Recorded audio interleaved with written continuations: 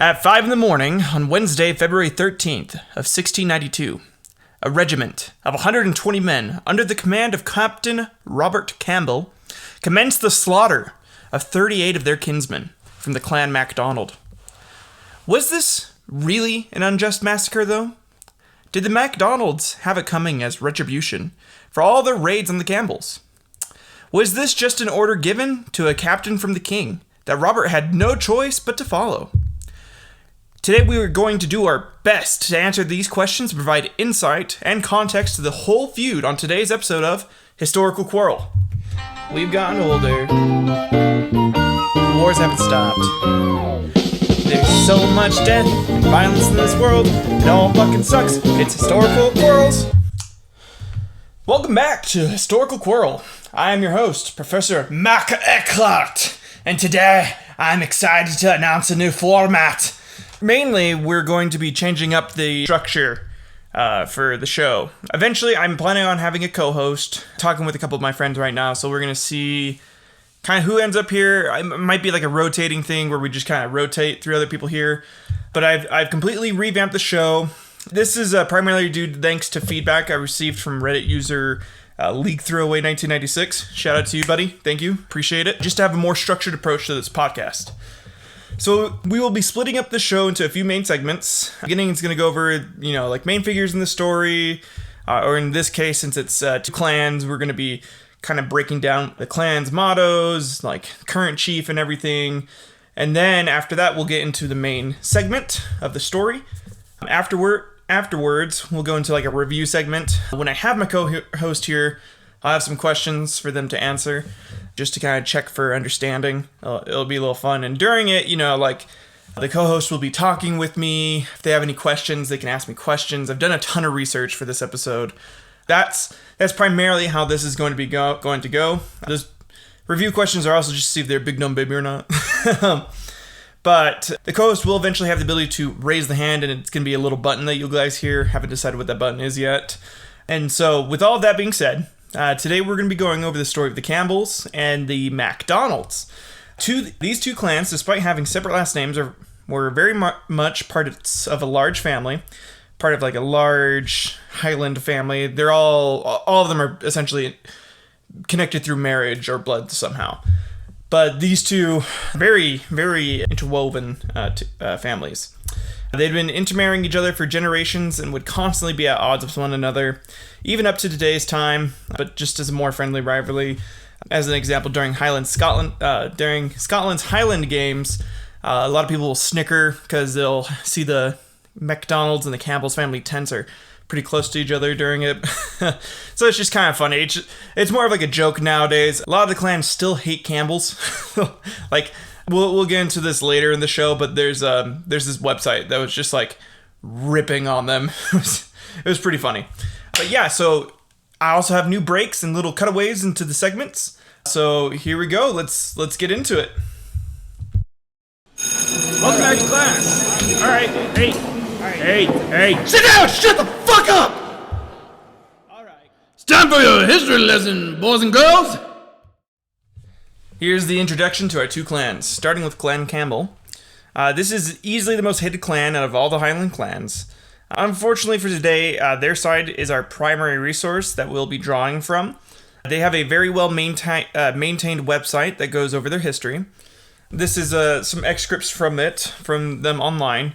The earliest Campbell of whose existence in contemporary record survives in one Gillespie Campbell, whose name appears in 1263 in connection with the lands of Menstrie and Sauchi. I'm going to be terrible with the names today, guys. Just excuse it. And again in 1266 as a witness to a charter granted by Stirling by King Alexander II. Next on record appears Gillespie's son, Colin, otherwise Nicholas, who witnessed a charter 1281 and thereafter figures quite prominently in Scottish affairs for some 15 years. For example, in 1291 he acted as one of the auditors of Bruce the Competitor. There are a fuck ton of Colin Campbells, by the way. Just everyone is aware there's going to be a ton of Collins that we'll reference to. I'll kind of try and emphasize the dates when I'm talking about certain events. We're going to kind of do this little breakdown style right now, where we're going over each of the clans. So, for Campbell, the current chief is the 13th Duke of Argyll. In Gaelic, the chief of Clan Campbell is known as the Mac Caelan Mór, meaning son of Colin the Great. Again, that's why there's lots of Colin Campbells. Colin the Great.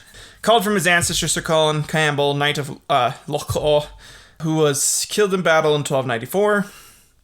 The chief's seat, ancestral home of the Duke of Argyll, is Inverary Castle, Inverary, Argyll, Scotland.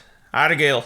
The chief's motto, Ne Obliviscaris, Latin for do not forget. The Clan Campbell plant is the bog myrtle, or sometimes called the fir club moss. Their slogan or clan war cry is the Curacan. The Campbell war cry is Curacan. This refers not, however, as has long been assumed, to the mountain which dominates Loch Awe and much of Argyll beside, but to the farm of the same name on the west bank of Loch Awe, directly opposite Innisconil Castle. God damn, these names are going to be hard. Fucking Gaelic, man. Or just Old Scotty. This is an obvious place for a rallying point. The slogan is also used by the Argyll and Sutherland Highlanders Regiment. The clan marches, the Campbells are coming, also known under a variety of names in Gaelic as Baile Ineraora, the town of Inverary.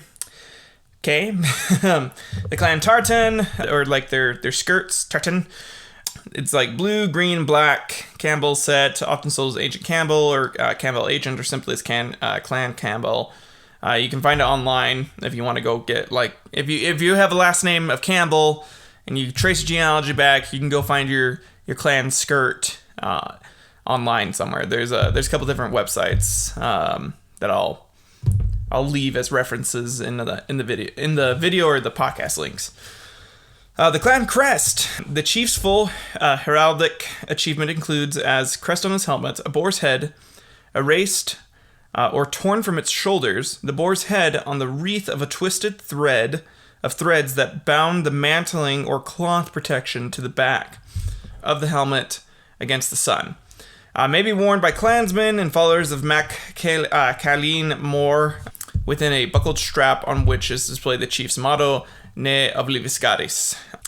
So, yeah, if you want to do that, you have to be one of those two things. So, just make sure you're part of that.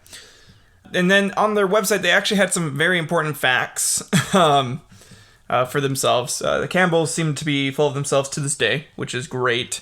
And we'll get into why I say that later. They come across as very douchey in today's Quarrel episode, and they may be doing everything legally and through the right channels, but it's kind of asshole-ish what they do still. So, number one, Campbells are a Scottish family, and with Clan Donald, now one of the two largest Highland clans. The origins of the male line ancestors of the Campbells are Celtic, likely from the Brittonic Celts, based upon Alclute, later known as Dunbritain, and now spelled as Dumbarton, or Dumbarton, on the Clyde. Our chief today is Torquil Ian Campbell, 13th Duke of Argyll. Our chief's Gaelic title, which he likes us to use, is Mac Caelan Mór. Wow. Ian sounds like a fucking dick. He's like, I want you guys to call me properly. You gotta call me Mac Caelan Mór. If you don't do it, I'm gonna beat your ass. Mac Caelan Mór means great son of Colin. Callan, or I guess it's pronounced Callan. Okay, Callan is the genitive form of the name, i.e. it means Colin. Callan is the nominative basic form of the Gaelic name for Colin. The name Campbell comes from the Gaelic Campbell, meaning curved mouth, and these are some curved mouth motherfuckers. I'm gonna tell you that right now. Homeland of the Campbells since 1200 has been Argyll. Yeah, we all know that. Again, sorry, they just listed all of this out, and I'm like, I feel like I have to read it so you guys understand how douchey they are. So, if you want, you can skip the next couple minutes, but they made it a point on their website, like, these are important facts, and if you reference us, you need to, like, quote these, and I'm like, okay, I'm gonna get through them then. From the 13th century onwards, the Campbell lordship in Argyll was on freshwater Loch Awe. Loch O, as an awesome. Loch A is pronounced with a soft ch in the word loch, which means lake or arm of the sea in Gaelic, and with a stress on the word A. According to Alastair Lorne Campbell of Ards, A History of Clan Campbell, Sir Thomas Eanes of Lerney, the great Lord Lion, or Leon, gives Diarmid O'Doone as with generally accepted founder of the clan, with the heiress Eva marrying the first Campbell, to whom she brings the chiefship of the tribe. In the Gaelic, an early collective name for the Campbell kin was not the Clan Campbell, but the Clan Duin, or Clan Dunya. Oh, Dunya. That's how you pronounced it. Yeah, okay. The early Campbell chiefs became the Knights of Lochaw. In 1296, Sir Colin Campbell the Great, Callan Moore, was killed by MacDougals in the hills between Lochaw and the sea. A cairn of stones still marks his place. In 1457, Callan Moore's descendant, another Sir Colin, was created first Earl of Argyll. Archibald V, Earl of Argyll's followers were of both Clan Donald and Clan Campbell, and the host he could bring to the field was larger than the armies of either his royal contemporaries Mary Queen of Scots or Queen Elizabeth of England. He alone among Scots and English nobles had artillery. So, they oh my god, there were so many things they wanted me to say in here. Fuck that. Okay. Yeah, there's a lot more in here. I read most of it, guys. So if any descendants of Clan Campbell who are super into their shit, goes on that website and sees that I just didn't reference all of it. First off, fuck yeah. I ain't gonna read that. Second off, come on, man. There's so much. There's like literally 30 things they had listed. So I ain't gonna do it. And I've already done a whole bunch of research as to I know a lot about you guys now that I never knew before. So let me get into Clan MacDonald. The chief of Clan MacDonald, Godfrey James MacDonald of MacDonald, the 8th Lord of MacDonald, became High Chief of Clan Donald in 1970. Dude, that was like a fucking like tongue twister right there. MacDonald of MacDonald.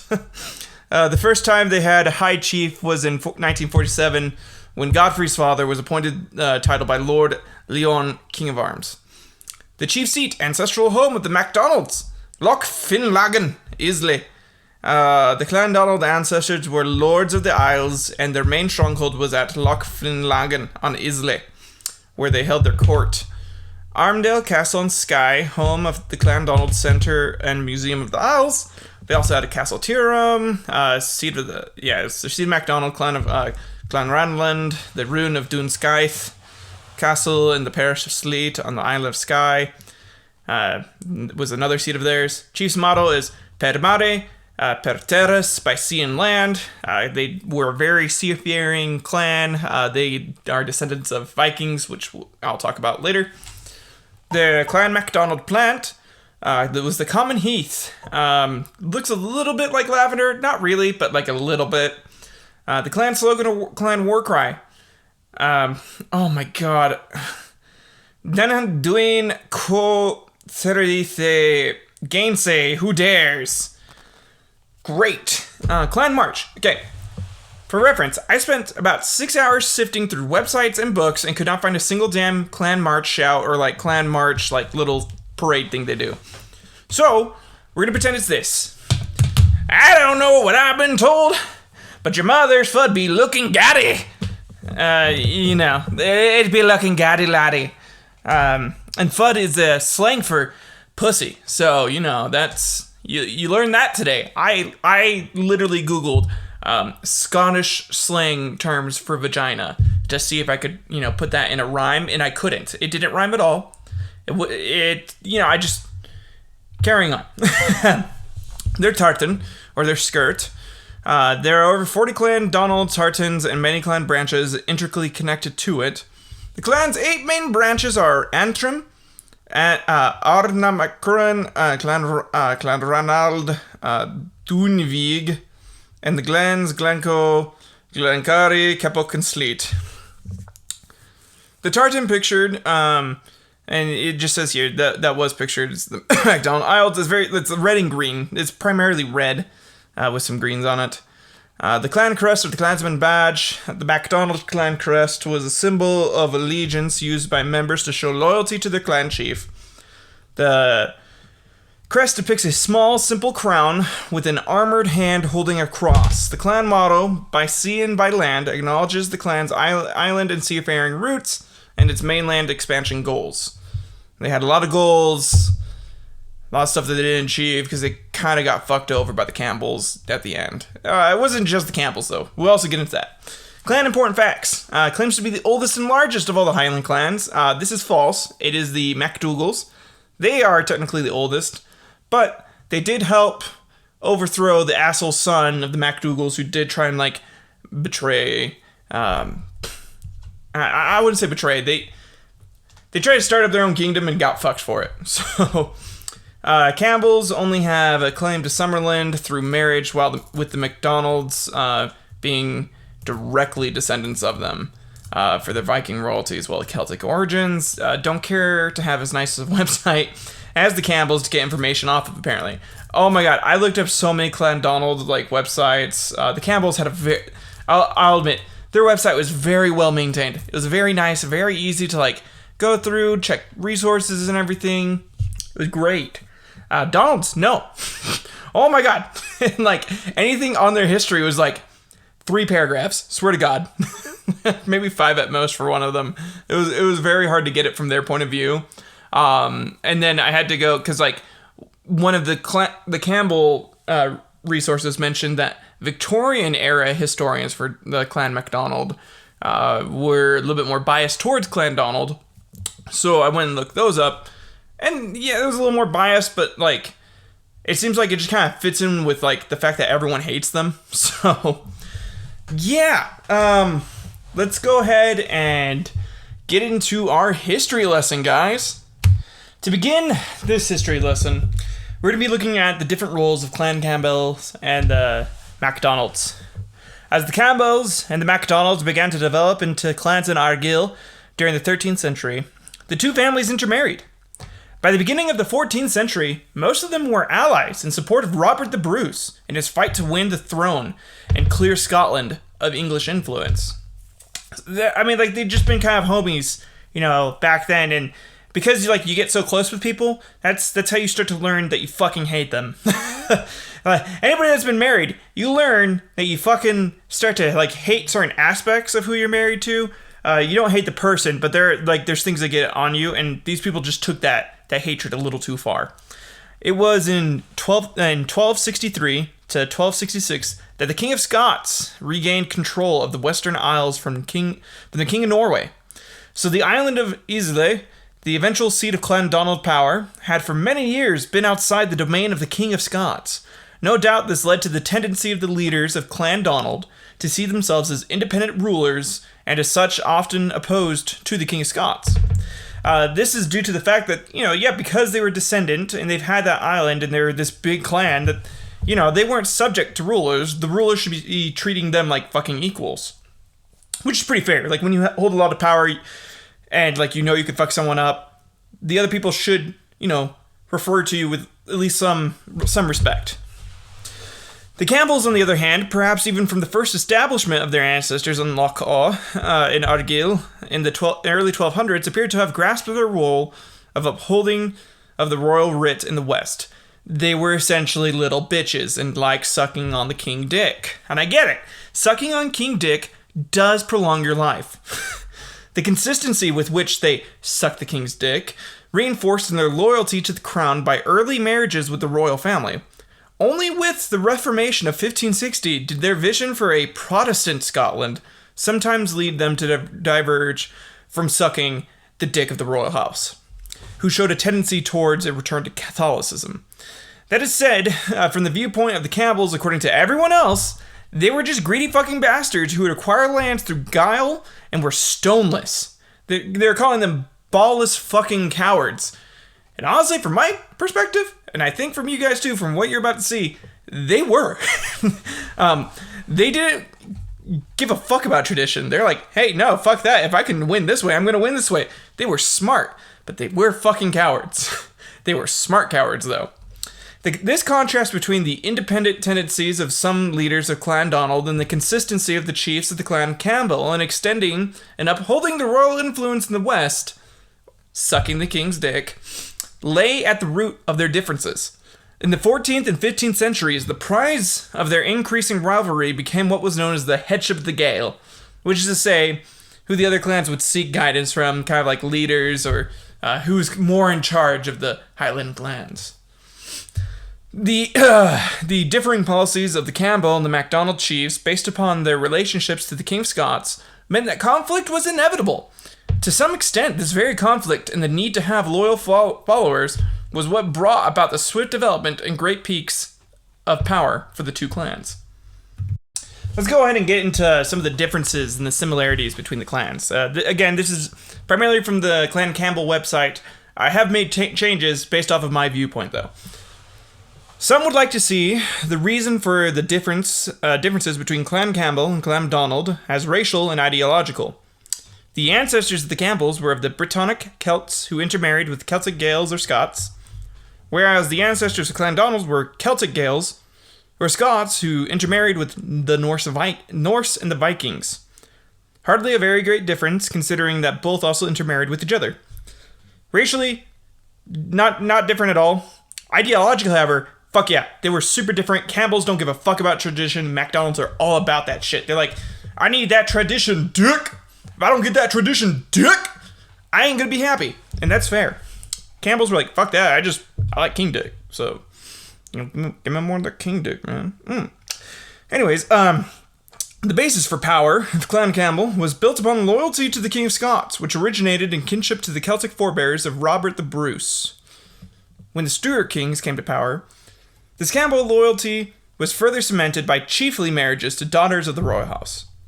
This is where the rumors that each chief of Clan Campbell, prior to them taking over as chief, were forced to be sex slaves of the current king, so much so that modern-day descendants of the Campbell chiefs are said to have slightly wider assholes intended to be used as sheaths for kingly cock.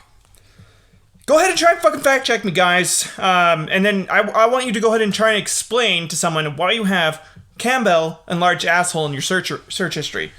So how about we just accept what I just said as fact and not argue about it? The rise to power of both clans was the result of their support of Robert the Bruce in his bid for the Scottish throne.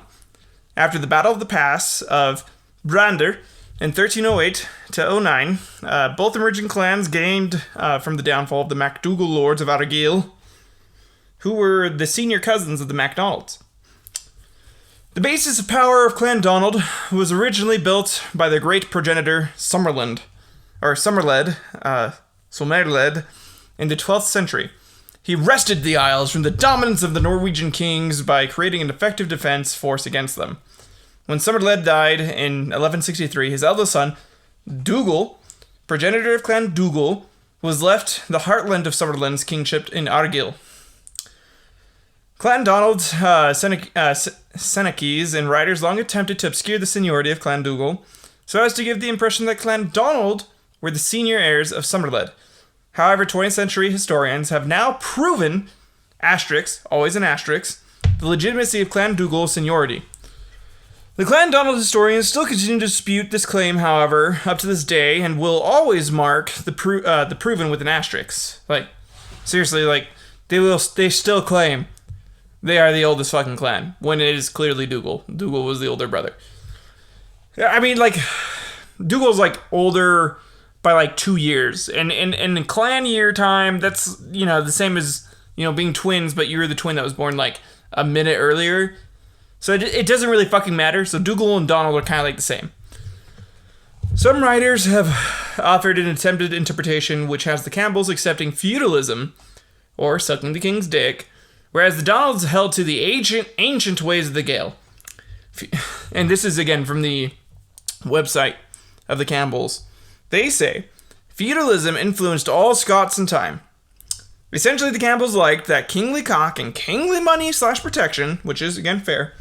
And the MacDonalds were more about self-governing, also being able to do whatever the fuck they wanted to do. I like how the Campbells also were like, feudalism, everyone started accepting feudalism. Everyone did it. We were just first. No, you fuckheads. You accepted it. You betrayed everyone else in the back. Stabbed them in the back. And then they had to accept it. Because, enough clans were like, well, fuck it. Like, if this clan's going to do it, I'm going to have to do it too, just to retain any power. Anyways. Feudalism was based upon the concept of primogeniture, where the eldest son succeeds to the land and all power in land stems from the king through charters. In Celtic tribal administration, the people believed that they belonged to the land, not that the land belonged to them or their kings. Celtic laws during this time period had been greatly changed due to the Norman invasion and the subsequent rulings from Robert the Bruce and William Wallace in legal and administration. The emphasis was upon reparation rather than prevention. However, the conflicts of the two systems have been overemphasized in attempting to explain the difference between Clan Campbell and Clan Donald. The laws of Scotland today show surprising traces of Celtic as opposed to feudal law. I don't think they've been emphasized enough, Clan Campbell website. That is the primary reason for conflict, it seems. It seems that you decided to buy land instead of, live on it or fight for it as all the other Highland clans did, and then attempt to show, force through use of, allies from, foreign invaders to keep that land. If any MacDonalds are listening to this and are like, fuck it, this guy gets it, I 100% get it. Because I have ancestry with, the Sioux tribe for the Native Americans. And it's ringing some very reminiscent bells of British fuckery right now to me, of the shit that they're trying to pull. So, yeah, let's go ahead and keep going. The Campbell chiefs, being geographically near and loyal to the crown, were naturally obliged to adopt the aspects of feudalism in order to hold their lands. Yet among the Campbells, the Celtic ways of the Gaels, such as fostering the selection of succession to the chiefs by tanistry, and the chiefly nurturing of poets and senachis, all persisted beyond the Middle Ages. The Campbells decided on being diet Celtic, honestly more like quasi-diet light Celtic, whereas the MacDonalds were more of a diet version of Celtic compared to their ancestors in the 13 to 1400s up to 1800s. The truth is that while there were some differences of racial origin or ideology, the two clans had more similarities than differences. The root cause of the conflicts between Campbell and Donald, where they occurred, were in loyalty or disloyalty to the kings of the Scots. Both sides had shared ancestry, and both sides had many more similarities than differences, but those differences, even just small amounts, would lead to so much bloody violence between the two. I'm talking some bloody shit goes down. Fucking cray-cray. Let's get into it with our next bit. Two clans emerge in Argyll. When Somerled, the Regulus, or local ruler of Argyll, died in 1163 to 64, this is between those two, while invading the lands of the King of Scots, he left most of his Argyll lands to his eldest son Dougal, ancestor of Clan Dougal, while his younger sons Reginald and Angus were left the farther reaches of his island and mainland holdings. Reginald's sons were Donald and Rory. Donald, the progenitor of Clan Donald, inherited southern country, Islay, and South Isles, while Garmoran, to the north of Argyll, was left to the Rory. Donald of Islay died in 1250. Donald had apparently arranged for his son and heir, Angus More MacDonald, to marry a daughter of Sir Colin Campbell. Colin More of Lochlar. Angus Moore's Campbell lady bore him 3 sons, Alastair, Og, Angus, Og, and John. Fucking, could you imagine? You're out of the 3 kids, you have Alastair, Angus, and you have fucking John. Really? Oh, that would suck to be that kid. Anyways, Angus More was the great-grandson of Somerled, while his wife was granddaughter of Sir Gilspic Campbell. Sir Gilspic held lands in both Argyll and eastern Scotland, and his father is said to have been Dougal MacDoon whose nickname was Campbell, gave rise to the Campbell name. So here's where we first see the unification of two clans of marriage. So like right from the get-go, these two clans been fucking, right? Like they've been fucking, okay? When Angus More died between 1292 and 1300, Alistair inherited Islay and part of Napdale, while Angus Og was left most of Kintyre, or however the fuck you pronounce it, and a claim to the Isle of Mull, although the latter was still in the hands of the cousins of Clan Dougal. Angus Og, said to have been a short, dark-haired man with a cheerful disposition, was the nephew of Sir Neil Campbell of Lochaw, his mother's brother. Also a MacDonald, not just a Campbell, by the way. Campbells would like you to believe that Angus was more Campbell than MacDonald for some reason, but he was straight up a MacDonald. Angus Og's elder brother, Alistair Og, married his cousin, the sister of the MacDougall of Lorne. Through his marriage, he was obliged to oppose Robert the Bruce because of Bruce's murder of the kinsman, the Raycomen. However, Angus Og, after supporting the English in 1301, joined Sir Neil Campbell and assisting the Bruce in his fight through Argyll in 1306. On his return journey from Rathlin in 1307, Angus provided men for an unsuccessful attempt to recapture the Bruce lands in Arran. After Robert the Bruce and his allies defeated the MacDougall Lord of Lorne at the battle in the Pass of Brandir near Lochaw in 1308, he then laid siege to Alistair Og MacDonald in Castle Sween. Alistair gave himself up and was disinherited by Robert Bruce, who then granted Islay to Angus Og. Alistair was clan leader at the time, but Angus disagreed with him and sided with his uncle Neil Campbell and Robert the Bruce. The scant records do not show whether Angus Og and the Campbell Knights had been with the Bruce at the Battle of the Pass of Brandir in 1308. However, their presence as his allies seems highly likely. Certainly both Angus Og and his Campbell cousins benefited extensively from the downfall of Clan Dougal following the battle. Which of course they fucking did. They sided with the king there. By the way, the people siding, and I know the Campbells want to be like, oh, but, you know, like, he's the nephew to Sir Campbell, was MacDonald at this point. So he's still MacDonald, and his older brother just essentially had more of Clan Donald's men to fight back against Robert the Bruce. So, Clan Dougal's loss to Robert the Bruce at the Battle of Pass of Brandir began the rise to power of Bruce's allies, Clan Campbell and Clan Donald.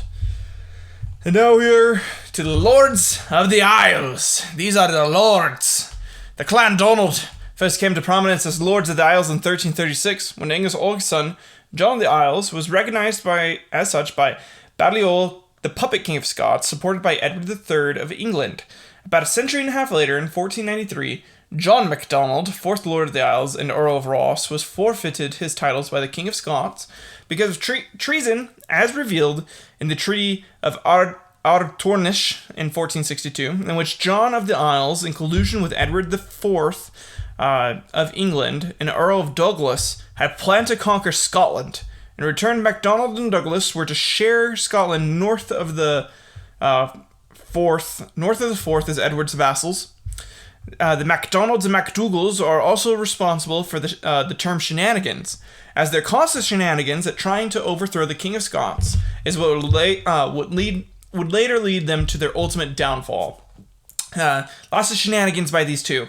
Also lots of shenanigans by the fucking Campbells. Very shenanigan-y.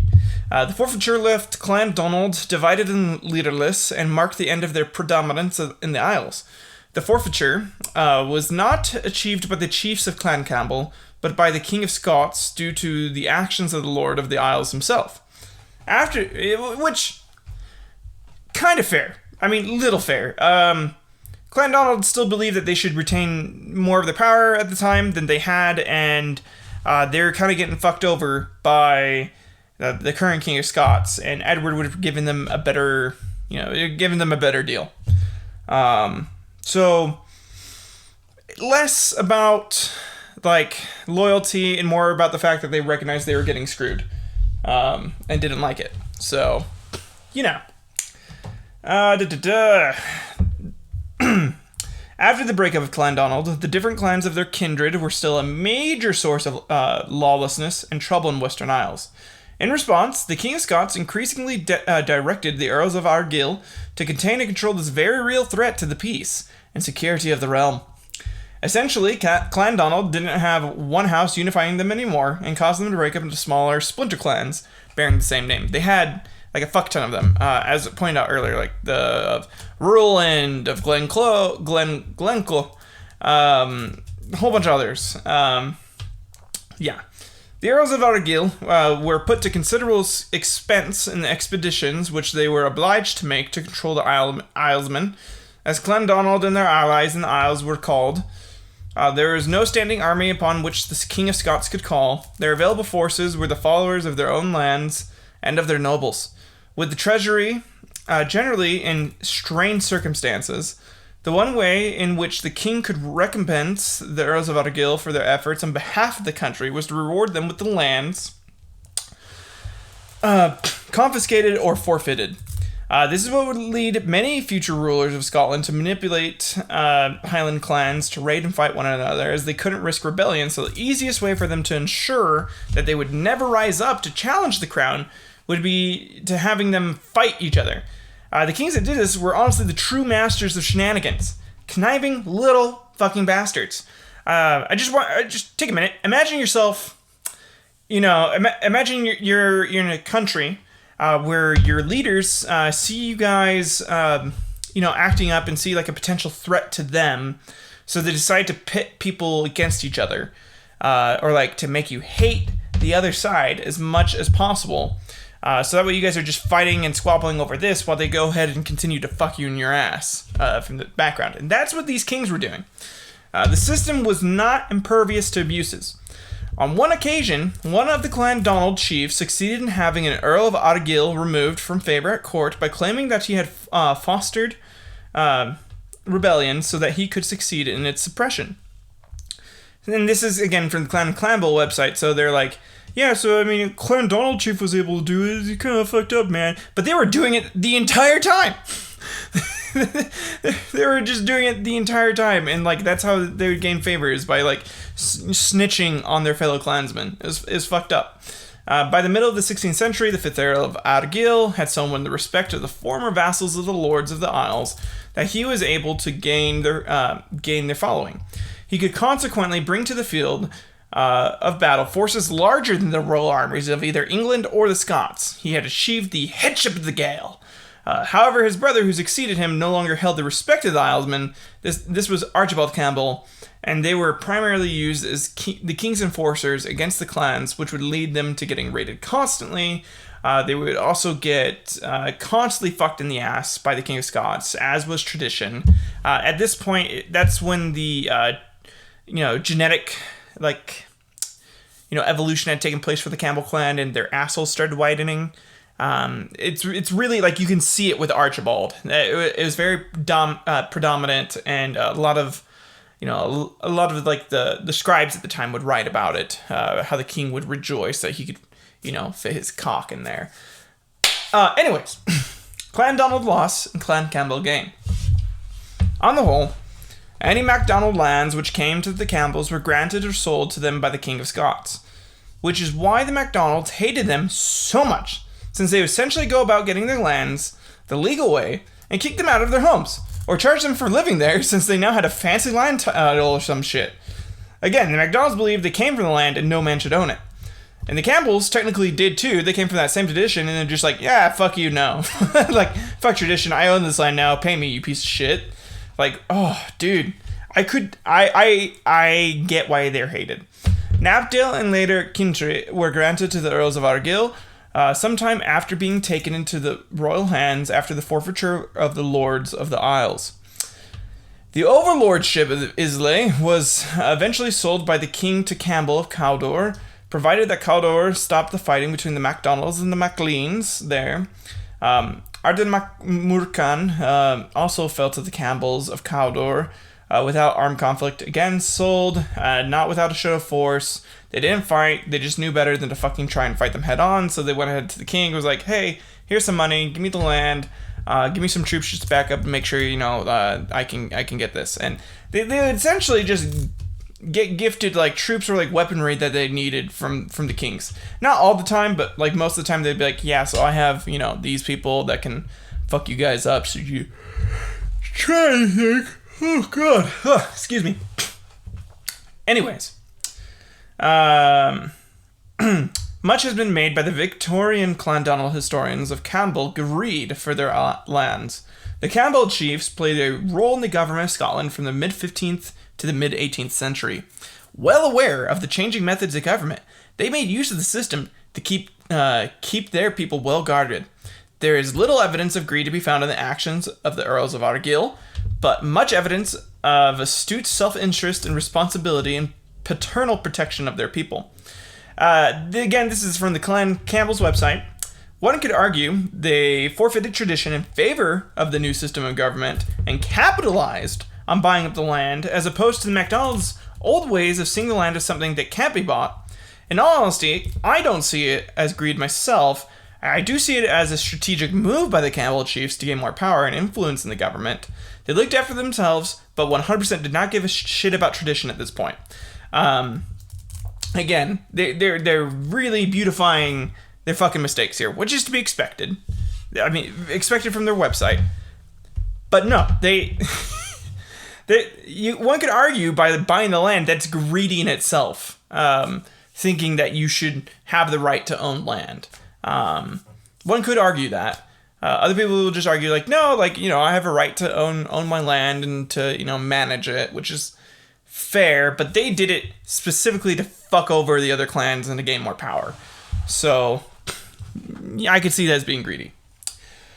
Meanwhile, Clandonald was geographically on the outer rim of Scotland and suffered from their isolation and reluctance to move with the times. What they were defending with the sword, the Campbell chiefs were gaining through influence at court, strengthened by their loyalty to the crown and the loyalty of sucking the king's cock.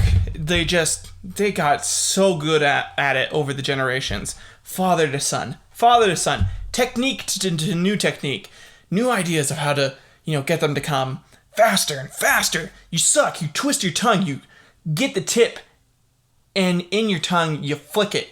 And they just got so good at it that most King of Scots were able to come within seconds, guaranteed. Even the kings that were supposedly impotent were able to come because of the Campbells. They were that good. Anyways, quite possibly, this very loyalty and unity of the Campbell followers stemmed from the threat of piracy or invasion by the wild members of Clandonald. So then, Clan MacDonald is holding on to the old ways and fighting and dying for their lands and rights. Clan Campbell is 100% milking their king's cock for more of that sweet power and influence. They love it. Oh, so good. Oh, so good. Only in the late 16th century did a break in Campbell unity with the murder of Campbell of Cawdor by the Campbells of Glenorchy and Arkinglis. The crisis continued when the Earl went overseas in 1617. Then in 18th century, disunity was evident again in 1715 and 1745 when the first Campbell Earl of Breadalbane and then Campbell of Auchinleck opposed their chiefs by siding with the Jacobites, which, by the way, the Jacobites or Jacobites had every right to rebel because of what fucking happened, and we're actually going to talk about the massacre of Glencloe today, which is leading into it. We won't be going over the Jacobite rebellions as that. I don't view it as important to this rivalry here. Those rebellions were caused from this massacre that occurred, and it led to a few governmental changes for Scotland, but it doesn't talk about our main subjects as much. They're on two opposing sides for some of them, but the clans get super muddled in their differences, and then there's some Clan Donald, some clans of the Donalds that go with the other side, and it's a whole back and forth thing, and it gets a little confusing and mucky. I recommend just reading up on it yourself if you are that curious, but honestly, it doesn't matter. So, the other breaks in unity of Campbell's had their fair share of betrayals to the crown, in all honesty, and like they were the ones to orchestrate the potential betrayal of William of Orange once James II had fled from his throne. Like, they're going to be the guys that are like being like, hey, so listen, we all should sign up and serve William, right? Because like we should do that just to be safe. But everybody loved James II. We'll talk about that later too. And so they are like, okay, how about this, guys? If I get James II to agree to sign a letter saying that we can, side with William, but like as soon as he comes back, then we switch sides, then we can do that. And yeah, so Campbells are fucking just backstabbing little bitches. Evidence of Campbell ravaging Clan Donald lands is scarce. If any clan has reason to complain of the treatment by the Campbell chiefs, it would be the MacGregors and the MacLeans, both of whom, having been allies and kinsfolk to the Campbells, Campbell chiefs were granted royal commissions of fire and sword against Clan Gregor. In the late 17th century, the MacLeans had their lands on Mull invaded and seized by the 9th Earl of Argyll, whose father, the Marquess of Argyll, had brought up the debts of the Duart chiefs and officially had legal rights on his side. However, Argyll's accounting for the debt appears to have been biased in his own favor. They didn't raid in the traditional way, but did scoop it up via land titles. The same shit they had been doing the entire time. They did it to the Donalds. They're admitting that they're saying that they didn't like raid them, but they did buy everything. It's super fucked. So, in fact, the Campbells never attempted the ravaging of Clan Donald lands as thoroughly as the Irish Clan Donald ravaged Argyll in 1645.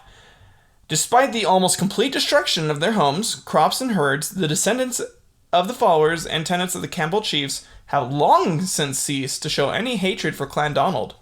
And, in fact, those terrible months appear to have been erased from their memory of all but the historians. You want to know fucking why? Because of this shit that we are about to talk about. Let's get into the Glencoe Massacre. So, Glencoe Massacre. There's a quote on here that I got from the Highland Titles website. In primary schools, children were taught that the MacDonalds of Glencoe were massacred by the Campbells, a neighbouring clan who had an ancient animosity towards the MacDonalds. But this is a tangled version of the truth based on circumstantial facts concocted for political expediency. So essentially, they're saying like, the stories that they're taught as kids isn't fucking true. And after reading this and like going through the sources, not true. I will agree. Not true, and let's get into why. Government members knew how to divide and conquer, setting off one clan against another so blame could be deflected. And the real instigators never brought to justice. Clan rivalry shares some of the blame, but only indirectly. When was the Glencoe Massacre? The story began 3 years after the Glorious Revolution of 1688, with the massacre itself taking place on the 13th of February, 1692, as I had stated at the beginning. What was the root cause of the Glencoe Massacre? Well, this has to do with the emerging of the United Kingdom of England. Ireland and Scotland didn't want a Catholic king, but King James II of England and 7th of Scotland was becoming increasingly Catholic, like very Catholic. When he insisted his son and heir be raised as a Catholic, that was the last straw for a country who had fought for generations to overcome papal authority. William of Orange, Charles I's grandson, invaded Britain. James fled, and Parliament took James' flight for abdication. James' Protestant daughter, Mary, who was married to William of Orange, was invited to be co-regent with her husband. Because James was a Stuart and of Scottish descent, he had great support among the Highland clans. This support was a potential problem for William of Orange, now William III. It could have caused another civil war. Some of the clans could see how things were going politically and decided to get behind the winning team. Some branches of the Campbells were of this mind, Most of them were of that mind. Again, they love that King Dick. Oh, so good. Others were fiercely dedicated to James II and believed he would regain the crown with the help of France. John Campbell, Earl of Breadalbane, was an ambitious man. As a member of the Scottish Privy Council, he could see that backing William III and letting him ram his asshole and the new regime was the only sensible option. And he had a better dick than James II. Just an inch or two bigger. A little bit better. However, he did hedge his bets, because the chances of James reclaiming the crown were not impossible either. You can see why they called him Slippery John. One could never be sure which side he was on. Fucking backstabbing bastard. Just constantly. In order to prove his allegiance to the new regime, Breadalbane offered to bring the Highland clan chiefs together to sign an oath pledging allegiance to William and Mary. It was going to take bribery, so the British government entrusted a large sum of money to Breadalbane so he could give £12,000 to each clan chief who agreed to sign the oath. On the 30th of June of 1691, John Campbell organized a meeting at Calder Castle. At this meeting, he proposed the oath to the clan chiefs. Alistair MacLean, the chief of the MacDonalds of Glencoe, was also at the meeting. These MacDonalds were remnants of an older clan who had fallen on hard times. In the past, they were the lords of the Isles, as we'd gone over, and masters of a great deal of land and fortune. Now they were poor and had to resort to stealing cattle from their neighbors in order to survive. Again, because of Campbell fuckery. This irritated their neighbors, the Campbells, but they were not the only clan who resorted to looting more affluent neighbors. More importantly, perhaps, MacLean, the clan chief, was related by marriage to the Campbells. Breadalbane reminded MacLean that he owed him money for cattle. He was like, bitch, you still owe me some motherfucking money. His share of the $12,000 minus what he owed left him so far out of pocket he would get nothing. This made him rather unhappy. Others were getting a raw deal out of it too. It is said that Slippery John Campbell of Breadalbane never gave any of the money to the chiefs. They had another worry too. What if James II came back with an army to find his nobles had signed an oath with the enemy? And, James II had this huge army from France. He'd fucking kill them. Essentially, everyone could see through John's bullshit, but understood they were in a lose-lose situation. So, everyone was like, okay, John, you're fucking dumb, and we hate you.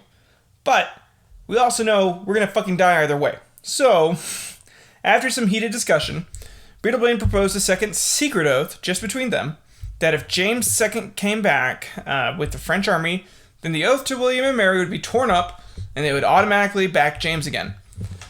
This almost satisfied the chiefs, but they wanted permission to sign from the exiled James. William III had assured them there would be dire consequences for those who didn't sign. They didn't want any trouble from either side, so a letter was drafted and sent covertly to James in France, while the deadline for signing the oath marched towards them. Honestly, this was the only way for Highland clans to survive without further backstabbing on their part. They wanted to primarily back up James, but knew they wouldn't have enough men to fight William, and they also couldn't trust which other clans would side with who. So it's just like, is this clan gonna backstab me, or will I have to switch? They weren't sure what was gonna go down, so they just figured, okay, if we all agree to sign this, but then secretly all still agree to James, none of us are going to try and backstab each other. So, which is, it's smart. This deadline for signing up, however, was the 31st of December in 1691. The clan chiefs held out until they had received James' reply before they signed anything. In those days, rich Catholic France, backed by the Vatican, was a European superpower. Meaning, France could fuck almost any country up. Straight up. There's a reason why Napoleon was able to conquer almost the entire world. He could have. If James could persuade the French king to help him, then his return to power was a real possibility. In September of 1691, rumor came of an invasion from France. James, however, couldn't get the support he needed from Louis XIV before the deadline. So he sent his permission to the clan chiefs to sign the oath. It was the 12th of December when the letter was dispatched from France. Back in that day, letters would take a while to get to their destination.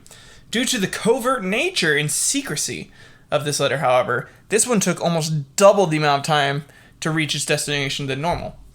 Enter John Dalrymple. This guy, the Secretary of State for Scotland, is a fucking weirdo. I looked up some of his shit. I'll get into it. I have it in here. Fucking crazy dude. This career politician had worked for James II as Secretary of State, but when James was deposed, he quickly switched allegiance to William and Mary. He was a lowlander with a particular dislike of the Lochaber clans, including the MacDonalds of Glencoe. He found them savage and rebellious and in no way conducive to modern British Union. He wanted to bring them to heel, and he was a ruthless man. This man was so famously ruthless, it was rumored he would inflict a cruel punishment to those in his charge that would disobey. This punishment involved breaking the disobedient man's arm at the shoulder, then dipping the entire arm into olive oil. After the oil was applied, he would force the now oil-drenched arm inside of their own assholes. Starting with just 2 fingers at first, then 3, then 4. Finally, he'd get the man's fist up their own asshole, but he wouldn't stop there. He would just keep pushing the man he was torturing till sometimes their backs would snap in half. Also, he could get their arm up to the elbow inside their own asshole, and then just leave them like that till they died. That's fucking terrifying. James's letter to the clan chiefs was intercepted and it ended up getting read by government spies in London. The secret deal was exposed, and a furious, and you just heard what I said, furious Dalrymple wanted to make an example of the clans. It was said that he planned to chain together different clan chiefs' arms to other clan chiefs' assholes and have them paraded in this manner in front of their clans and families. Fortunately, he was talked out of this idea by his constituents. Instead, the letter was resealed leisurely and sent on to Edinburgh. Meanwhile, Dalrymple dispatched 400 soldiers to Fort William, a new fortress built to protect William's interest in the Highlands. These soldiers were on standby to punish any clan who didn't make the deadline. He was like, I'll fuck all of these people. And I'm pretty sure he wanted to fuck him. Not just fuck him up. I think his plan was to try and, like, fuck him. Or, like, something. Dude was weird. James's letter reached Edinburgh on the 21st of December, with 10 days to go till the deadline. But it still had to travel into the remote highlands in the middle of winter. And then the message had to be passed from valley to valley, clan to clan. As Dalrymple rubbed his hands, dick, and twitched his own asshole in anticipation of the bloodshed, the clan chiefs waited for their king's permission. Finally, the letter reached Ethel. From there, messengers rode out to Glengarry. The clan chief at Glengarry detained the messengers. Some say he wanted to embarrass the Cameron chief at Lochiel in the next valley by making him late for the signing. When it finally arrived at Lochiel in Campbell, there were 24 hours left to get it to Rannoch Moor. From there, word was passed to Chief MacLean at Glencoe. But the deadline was upon him, and there was no way he would make it to the signing at Inverary in the bad weather, so he lost no time in getting to Fort William instead.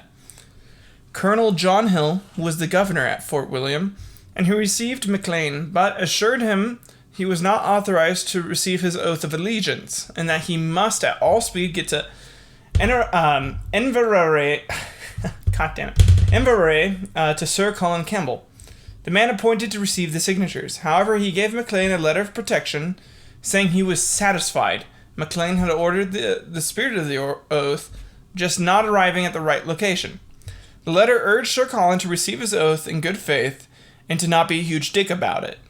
They didn't say that right there, but, like, that's essentially what he was saying. Just, like, don't be an asshole. MacLean trudged off again through the winter weather, taking 3 days to arrive in Inverary, and he and his men had to cross Campbell territory to get there. They were intercepted by government soldiers who questioned him despite Colonel Hill's letter of protection. Some historians believe they deliberately detained him to make him even later. When he got to Inverary, it was now the 2nd of January, and Sir Colin had already left the town for Hogmanay and wouldn't be back for 3 days. Maclean and his men waited it out at a tavern. This was Campbell territory, and they were surrounded by Campbells. When Sir Colin returned, he accepted Maclean's explanation and the letter from Colonel Hill, and allowed Maclean to add his signature to the oath. There was now Maclean's signature, the letter from Colonel Hill, and a further letter from Sir Colin recommending that Maclean's oath be accepted, agreeing with Colonel Hill that the spirit of the oath and his effort to make it had been genuine, despite everyone knowing they would, at the drop of a hat, go to a war for James should he return. Having a sigh of relief, Maclean and his men returned to Glencoe, satisfied they had done what was required and their safety would be assured. The package with the oath, signatures, the letters, and other business was sent and dispatched to Edinburgh Privy Council. Colonel John Hill sent a letter to Maclean and Glencoe, as was the protocol, stating that Clan MacDonald was now under the protection of the garrison at Fort William.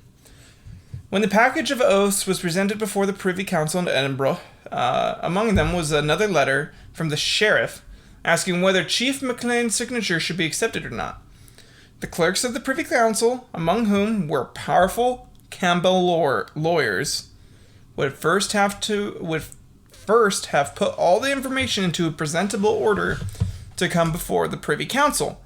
This is where many historians believe there have been some Campbell fuckery taking place, as it would have been very easy for any of them to change any of that information or to remove any of those letters. And because of that, whatever was presented to the Privy Council caused them to declare that Maclean's signature was unacceptable, an illegal late submission, and to order it be struck from the record, despite the fact that he had like 5 other official people backing him up. Like, what the fuck, man? When I say like the hate boner was real, the hate boner was fucking real, man. The days leading up to the Glencoe massacre. Just 5 days after Maclean had signed the oath, Dalrymple received word that his name had been removed from the list due to a technical fault. Dalrymple was gleeful. I cannot imagine like how creepy it must have been in this room.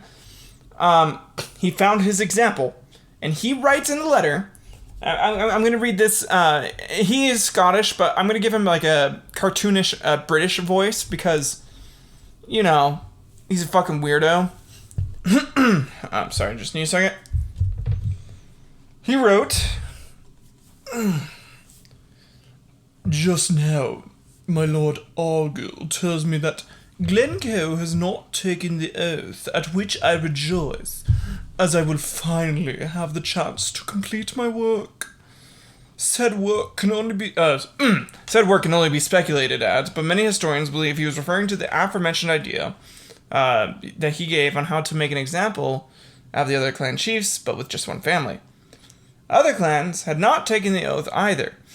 Bad weather or refusal had prevented them, but Dalrymple insisted.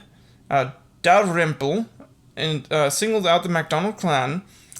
He went on to say, "It's an act of great charity, to be exact, in routing out that damnable sept.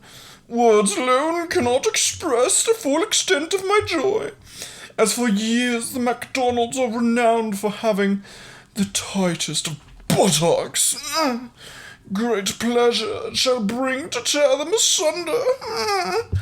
That last part might have not been entirely true, but Dalrymple was essentially the first Jeffrey Dahmer of his day and age. Fucking scary shit, man. Quite why he hated the MacDonalds more than any other clan is not known.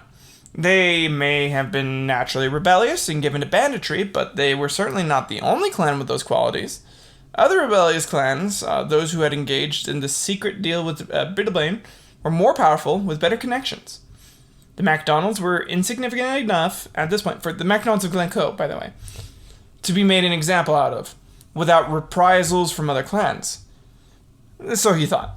Fate and circumstance had dealt an already unfortunate clan a nasty card, being left to Dalrymple's advances. Fucking creepy guy.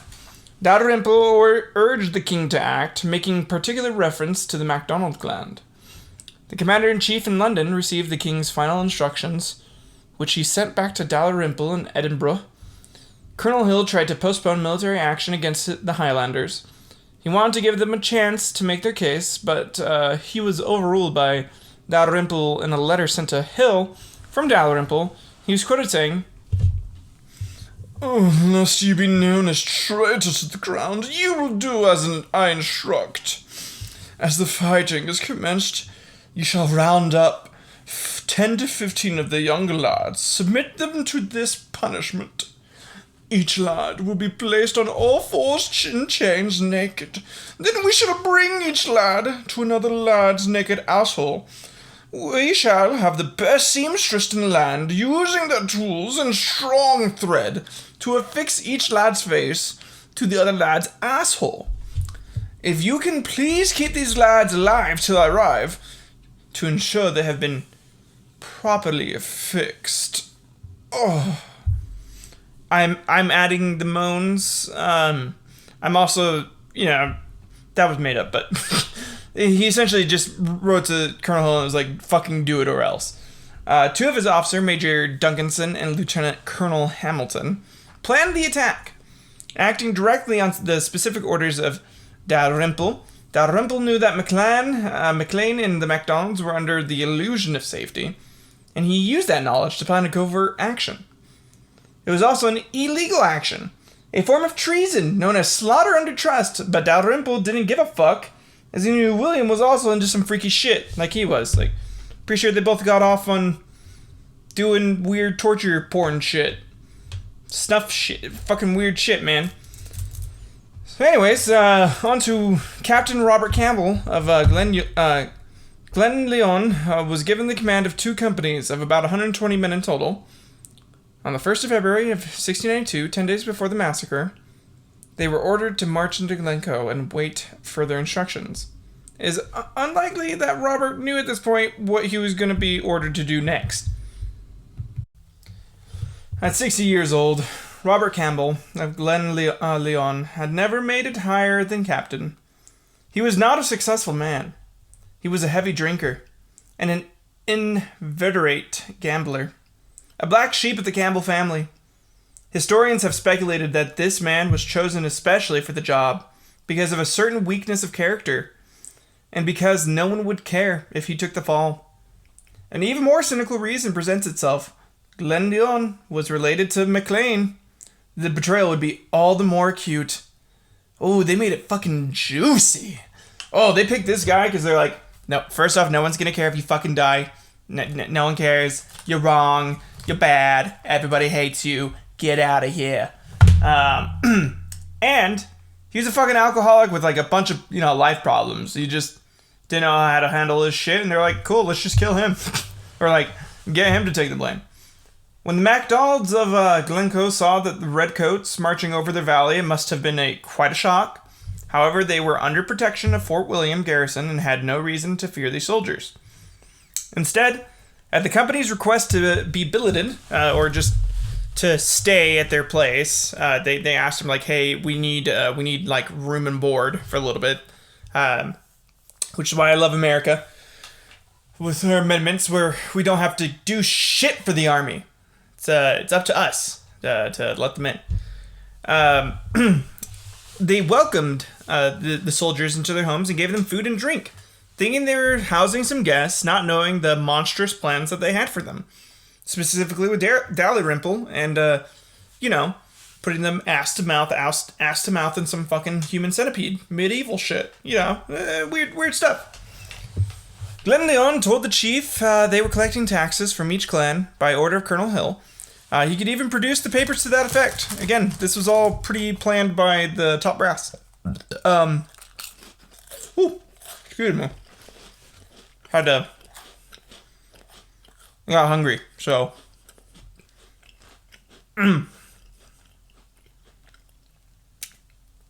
Okay. Fuck.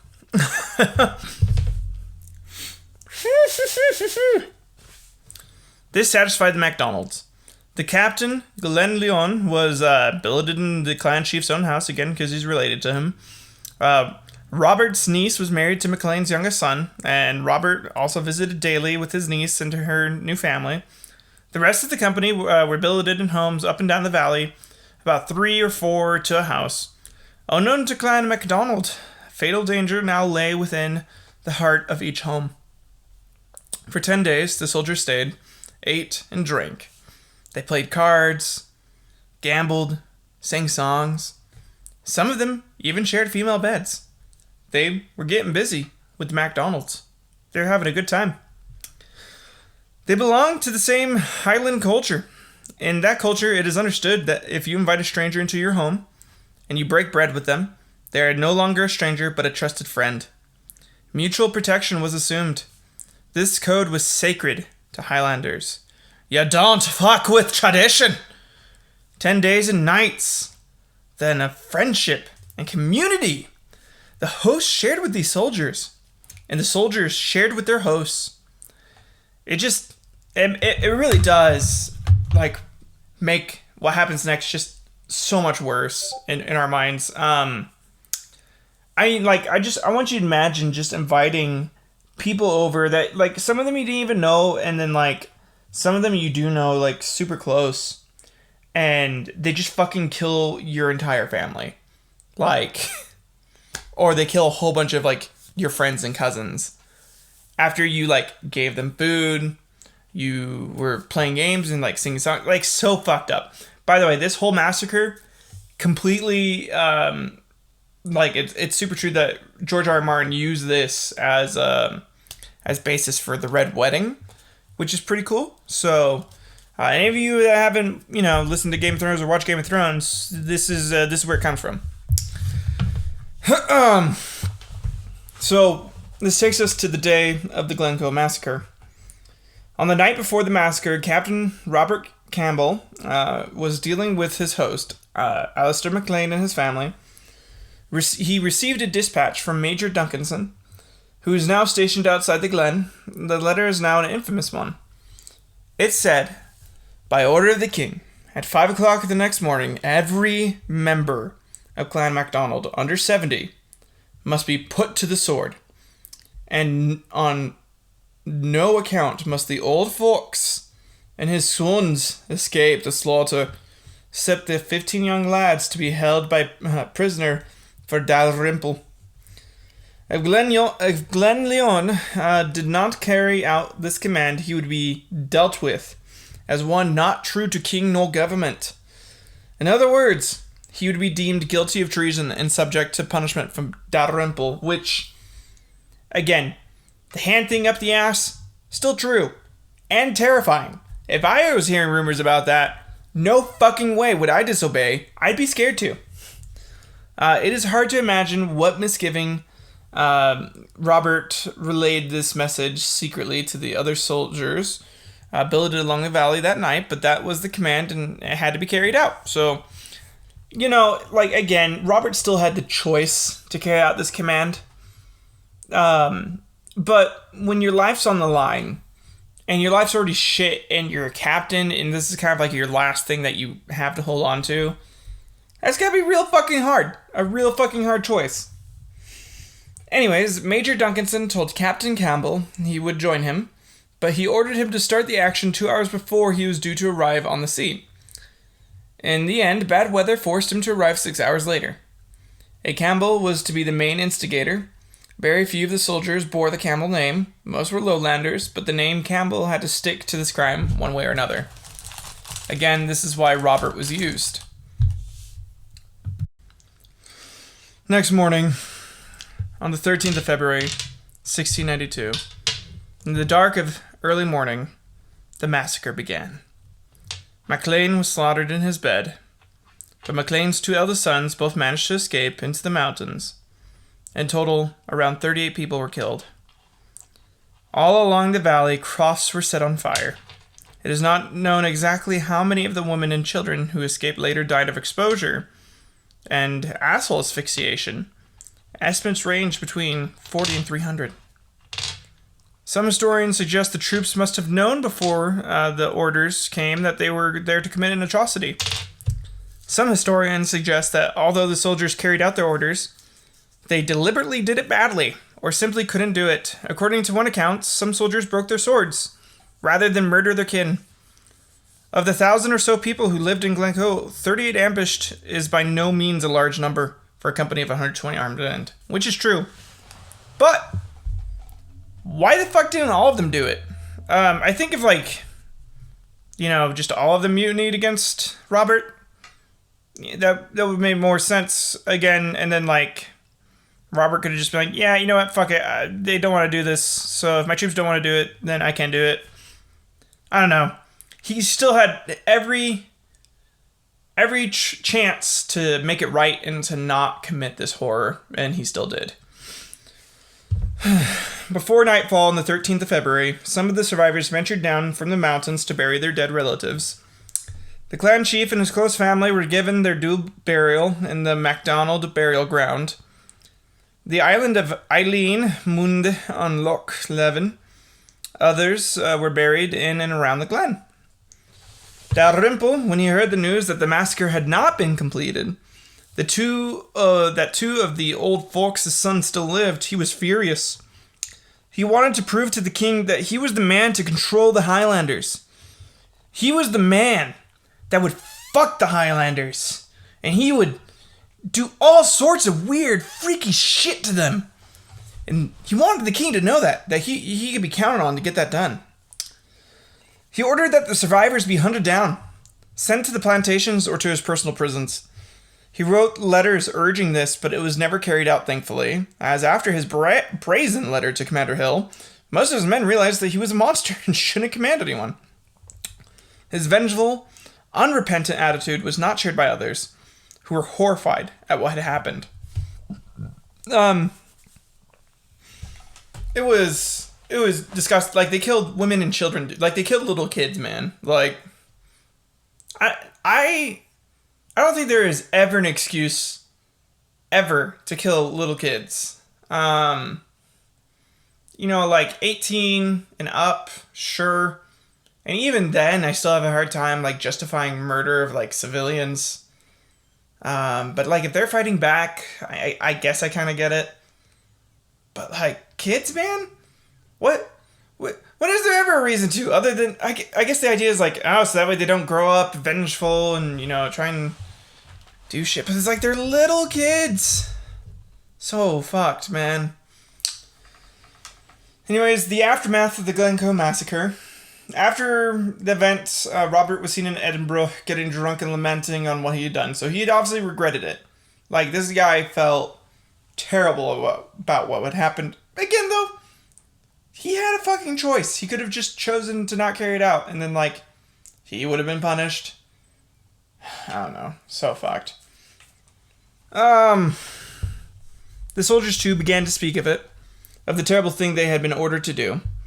Journalists picked up on the information with interest. Somehow Robert lost the written order to attack. It was picked up and sent to Paris. There it was also published in the Paris Gazette, and the news spread across the shocked Europe of the atrocity. It was not going to just go away. Meanwhile, Brittlebane, that slippery Campbell of Earl, was horrified by the news. He saw very well that the Campbells were being framed for the massacre, that he himself may well be blamed. He wrote to the MacDonalds urging them to absolve him and his clan of any responsibility. Whatever differences existed between them would never have deserved nor resulted in a clan massacre. He received no reply from Glencoe. King William was fighting battles in France, and to his shame ignored what was happening in Scotland. Dalrymple was never disciplined for the disreputable order. Colonel Hill, too, seemed unconcerned. Despite recognizing Maclean's desire to make the oath, he wrote to the Lord Chancellor of Scotland, telling him in a military report that he had ruined Glencoe. Among other business, and by the way, he didn't ruin it. I think Hill also kind of realized what the fuck was going on, and that's why he was like, yeah, they're ruined. We don't need to fuck with them anymore. Let's leave them alone. Because they definitely could still fuck with them, but he did it, thankfully. Among other business, i.e. the medieval human centipede, if If he had misgivings, he didn't share them. At this point, Charles Leslie, the Jacobite barrister, tabloid pamphleteer, and political propagandist, decided to seek the whole truth. He was thorough and precise, collecting documentary evidence, talking to the soldiers, and recording eyewitnesses' accounts.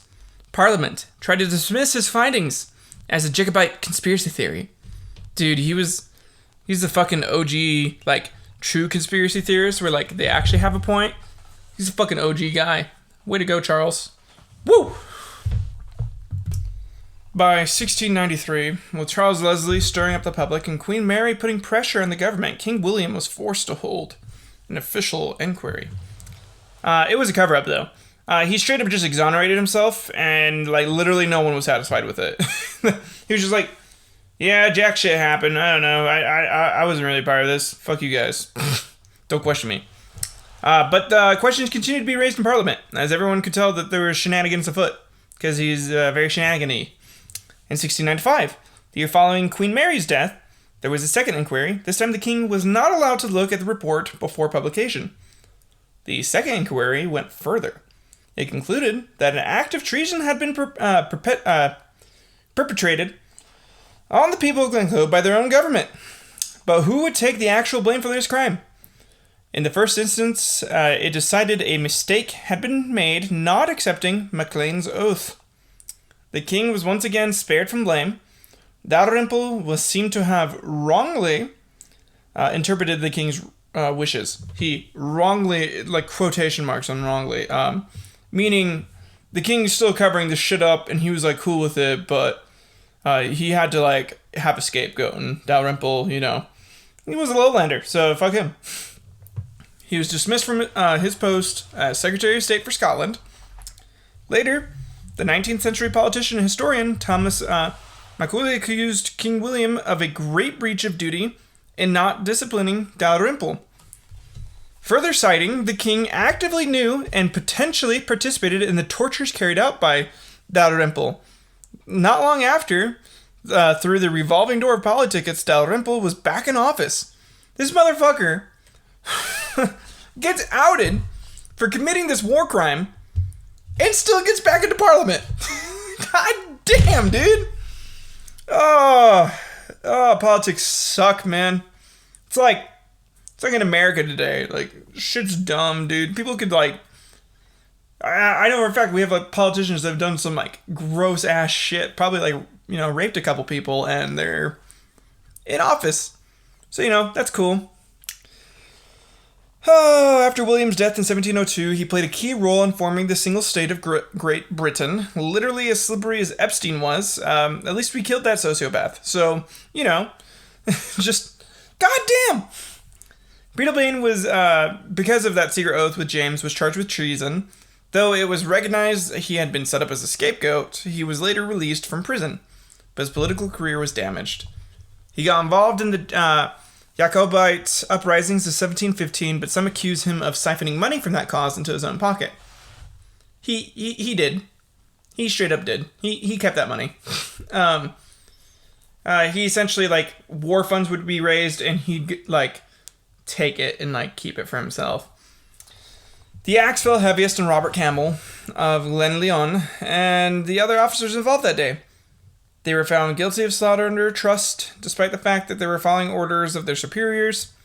Parliament recommended they stand trial. In the end, no one did. Robert would end up dying of alcoholism.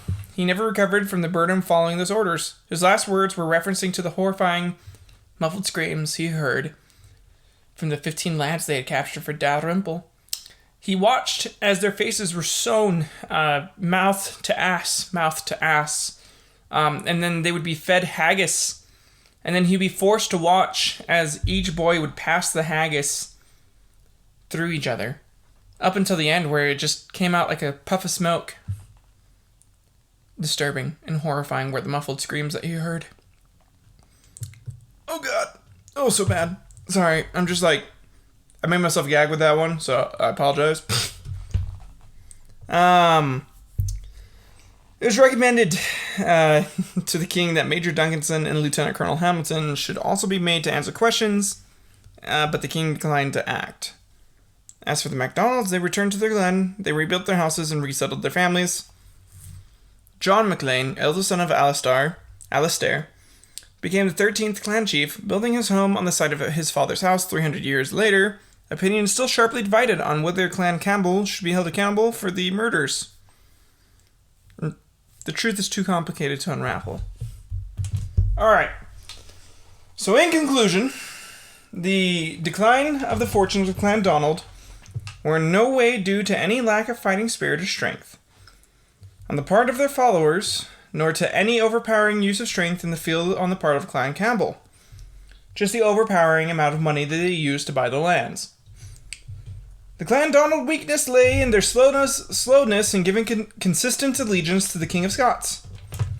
However, on both sides, the Campbell-MacDonald relationship was one of love-hate, with many alliances and intermarriages taking place, as well as occasional conflicts. I also like to point out, Campbells fucking suck, bro. If I was part of the Highland culture, oh my god, I'd hate them. Oh. Like, how do you just give up on your culture and just, like, submit? I don't know. It's easy for me to say. I've never been put in that situation, but I like to think that if push came to shove, I'd rather fucking die than give up my, my culture, like, my who I am as a person, and, like, my values. And then instead, like, fight back against my, fellow people. Let's say Russia invade and try to take over. I think I'd just try and fight to the death. And Campbells would be the ones who are opportunistic and, would suck Russian cock to make sure that they had, the rights to lands and, whatever. Sorry, I just need a drink.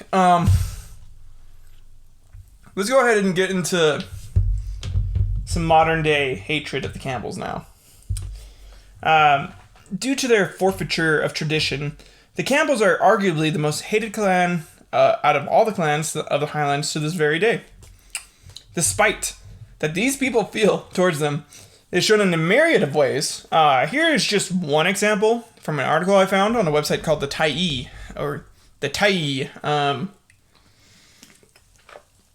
Seems to be a Scottish website. Anyways, the article is titled, How to Properly Insult a Campbell. Give me a sec. When it comes to ancient curses, the best defense is a good offense.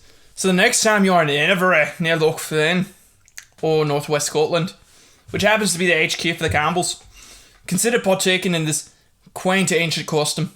As you drive past the Dow Castle over a narrow bridge, you send your hands to it with the forefinger and the little finger extended, the devil horn sign. You rock on.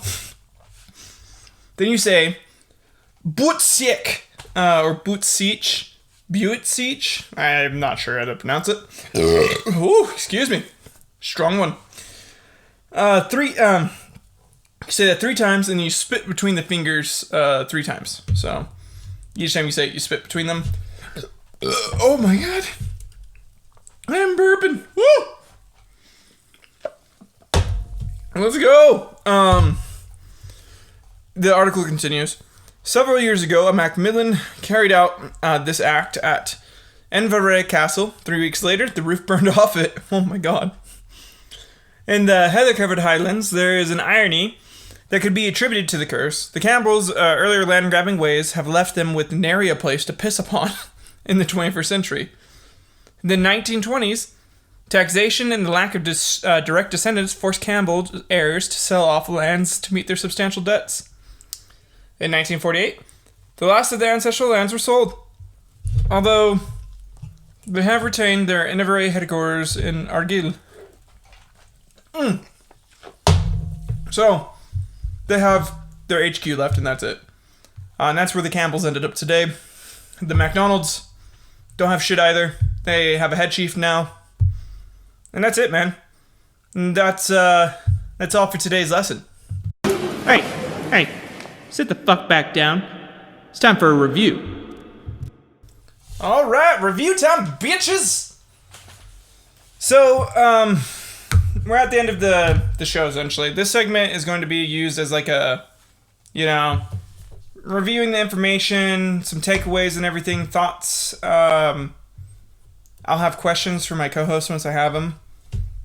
One of the questions would have been like, what was Campbell's slogan? How did John Dalrymple torture his victims? Shit like that. As for now, here are my thoughts about this whole thing after I've done researched it. Was it really an unjust massacre for Glencoe? Yeah, it 100% was unjust. There was no reason for it. Other clans did the same shit that the MacDonalds did. They didn't sign. They were also willing to betray William for James. So, don't know why they were singled out. Besides Dalrymple having just a hate boner for him. Fucking sucks. Was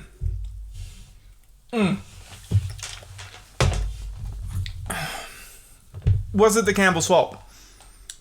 No, I don't think it was the Campbell's fault entirely. Unless the lawyers were involved. If the lawyers were involved, then yes. 100% was their fucking fault. They could have prevented the whole thing. Why do my balls itch? Well, that's also a good question, me. I think they itch because of hair. Also because, you get itchy down there. Did the MacDonalds have it coming as retribution for all their raids on the Campbells? No. No, they didn't. Even Slippery John was like, yeah, that shit shouldn't have gone down. Like, the Highlanders have been used to, raiding and fighting each other for years at that point. There's no reason to do that shit. Was this just an order given to a captain from the king that Robert had no choice but to follow? Yes and no. Yes, he definitely... if I were in that situation, I could see that being a hard choice, but at the same time, I think I would. Especially at 60, man. I don't know. Past 50, I'm good with dying at any point. It'll suck for my family, but past 50, I don't give a shit.